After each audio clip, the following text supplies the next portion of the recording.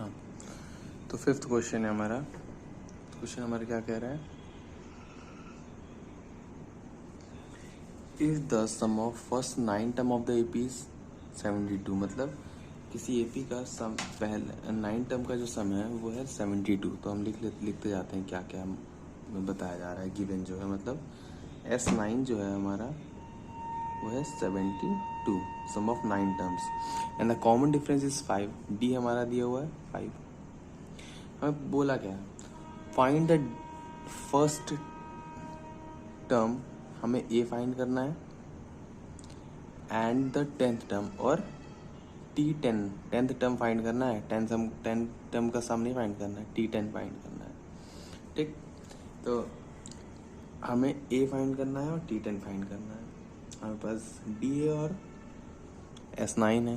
तो पहले एक चीज़ करते हैं, हमारे पास जो गिवन है उससे हम कुछ फाइंड करने की कोशिश करते हैं। तो एस एन का फॉर्मूला क्या होता है, S n is equal to n/2 bracket में 2a plus n-1 into D.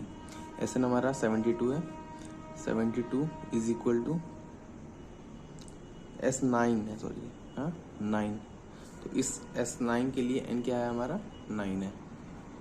ठीक है, तो 70 इज इक्वल टू 9/2 ब्रैकेट में 2 ए हमें पता नहीं तो 2a लिख देते हैं प्लस 9-1 इंटू डी हमारा दिया है 5। इससे देखो ए हम फाइंड कर सकते हैं इस इक्वेशन से। तो पहले हम ए फाइंड कर लेंगे तो हमारा फर्स्ट टर्म फाइंड हो जाएगा, फिर हमें ए फाइंड कर लेंगे और डी फाइंड कर लेंगे तो हम 10 टर्म तो आराम से फाइंड कर ही लेंगे। तो देखो कैसे, 72 इज इक्वल टू 9/2 ब्रैकेट में 2a plus 8 into 5। 72 is equal to 9/2 bracket में 2a plus 40।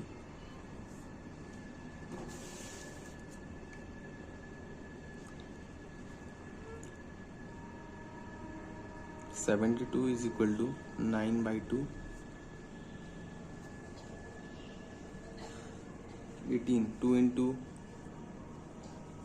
9 to 2 is 18, 18 upon 2 plus 9 4 is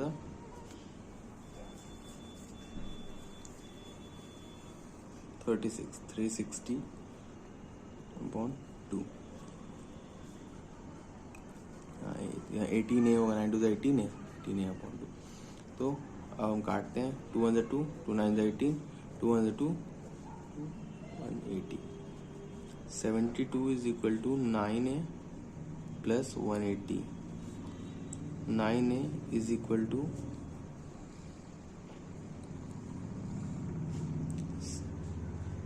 22 minus का 180।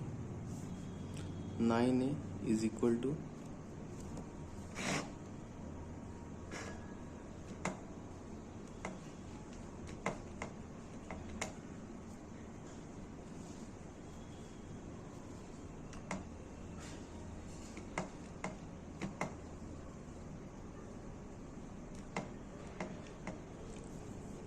108। a is equal to 10, sorry यहाँ माइनस का 8 upon 9 is equal to 12। a हो गया हमारा माइनस का 12। ठीक है, अब हमको फर्स्ट टर्म पता चल गया, सॉरी यहाँ पे हमने, ठीक है, 9 is equal to -108, a is equal to -108 upon 9 is equal to -12। तो a हमारा मतलब फर्स्ट टर्म जो है हमारा वो हमारा 12 है, वो हमें फाइंड कर लिया। ठीक है, और हमें फर्स्ट टर्म फाइंड करना है तो और हमें क्या फाइंड करना है, 10th टर्म। तो हमें T10 फाइंड करना है। ये वो होता है a plus 9d, general formula of AP। तो हो जाएगा -12 प्लस 9 इंटू डी हमारा कितना दिया हुआ था, पहले हमारा 5 दिया हुआ था, 5 -12 plus 45 is equal to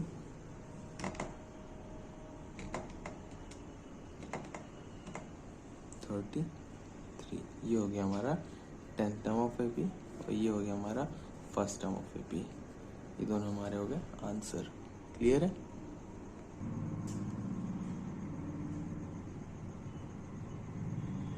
six question हमारा क्या कह रहा है, the sum of the first 6 term of AP is 42, मतलब पहले 6 टर्म एक AP है, उसका फर्स्ट 6 टर्म का जो सम है वो 42 है, मतलब S6 जो है वो है 42। और ratio of 10th term and 30th term is 1:3, मतलब T10 upon T30 is equal to 1/3। Calculate the first 30, calculate the first, तो हमें क्या कैलकुलेट करना है, फर्स्ट एंड 30 टर्म फाइंड करना है AP का, मतलब हमें A फाइंड करना है और T13 फाइंड करना है। ठीक, अब देखो हमारे पास क्या क्या गिवन है, हमें S6 पता है 42 है, सम ऑफ फर्स्ट 6 टर्म इज 42, और 10th और 30th टर्म का जो रेशियो है वो है 1:3। देखो पहले इसमें देखते हैं हम इससे क्या फाइंड कर सकते हैं, पहले S6 से देखते हैं क्या फाइंड कर सकते हैं। तो Sn का फॉर्मूला होता है हमने n/2 ब्रैकेट में 2a plus n-1 into D. Sn है हमारा 42 इज इक्वल टू n है हमारा 16 इसके लिए, है ना, क्योंकि फर्स्ट 16 टर्म का है ना सम, इसलिए 16/2 ब्रैकेट में 2a हमें नहीं पता तो 2a लिख देते हैं, प्लस n-1 मतलब 16 - 1 इंटू डी हमें नहीं पता, डी को ऐसे लिख देते हैं। ठीक, अब देखते हैं और इसे सिंप्लीफाई करते हैं, ये हो जाएगा 8 हमारा, तो 42 is equal to 8 2a plus 15d। 42 is equal to 8 2 ये 16 है, प्लस 15 8 जा 120 डी। तो एक इक्वेशन हमारी ये बन गई, इसे ध्यान रखना, अब ये काम आएगी। अब देखो रेशियो वाले से बनाते हैं, हमें गिवन है हमारा T10 upon T30 is equal to 1/3 है, तो T10 को हम क्या लिख सकते हैं A plus 9D upon T30 को लिख सकते हैं A प्लस 29D, 9 है is equal to 1/3, cross multiplication कर देंगे, ये तो ऐसे ही रहेगा 1 से मल्टीप्लाई हो गया, A plus 29D is equal to 3a plus 3 9 27। ठीक, अब देखो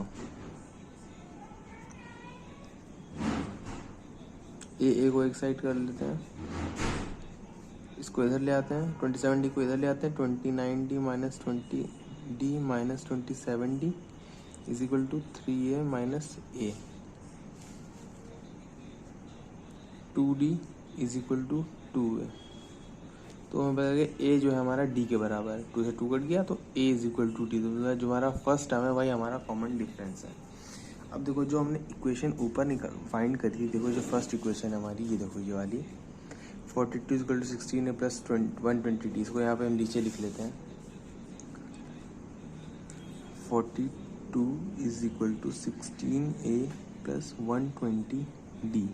अब a is equal to d है, ठीक, तो हम d की जगह a लिख देंगे, 42 is equal to 16a plus 120a।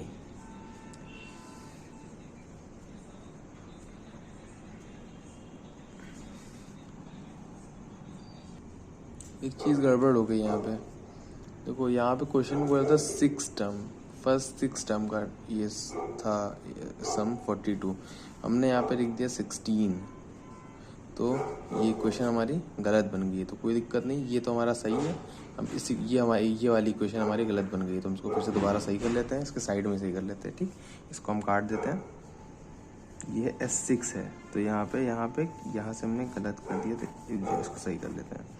ठीक है, तो ये हो गया हमारा, यहाँ पे हम सही करते हैं। ठीक, तो यहाँ ये हो गया हमारा S6 इज इक्वल टू कितना आया हमारा 6/2 ब्रैकेट में 2a प्लस 6 - 1 इंटू डी, 3, ये 3 आ जाएगा,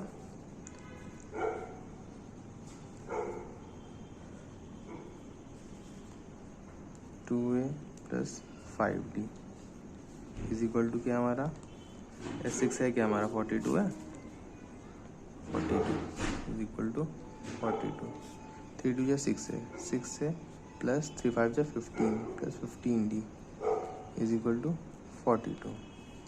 3 कॉमन ले लेंगे हम इन दोनों में से, 3 कॉमन ले लिया, 2a plus 5d is equal to 42, इसके नीचे ले आएंगे 2a plus 5d is equal to 12, ये होगी हमारी इक्वेशन। ठीक, और यहाँ हमने ये सही फाइंड किया है, a is equal to d। तो ये जो इक्वेशन हमने जो फाइंड करी है, इसको काट देते हैं, ये इक्वेशन हमने फाइंड करी है ऊपर 2a plus 5d is equal to 12, ये इक्वेशन है ना हमारी 2a plus 5d is equal to, ये इसमें हमने a is equal to d हमने फाइंड किया है यहाँ से रेशियो वाले इक्वेशन से, तो हमने ये d की जगह a लिख देंगे, 2a plus 5a is equal to 12।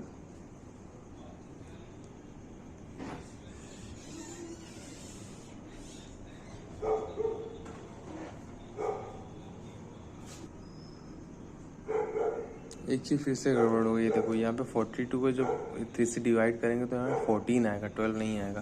तो यहाँ पे भी चेंज करना पड़ेगा, यहाँ 14 आएगा, यहाँ पे 14 आएगा। तो 7 इज इक्वल टू 14, तो a इज इक्वल टू हो जाएगा हमारा 2। तो फर्स्ट टर्म हमारा आ गया 2, फर्स्ट टर्म आ गया हमारा 2, और हमको क्या था फर्स्ट टर्म और 13 टर्म, तो फर्स्ट टर्म हमारा फाइंड हो गया, तो T13 हम फाइंड कर लेंगे। तो फर्स्ट टर्म देखो a हमारा ये हमें पता है a is equal to d है, तो d भी हमारा 2 ही होगा।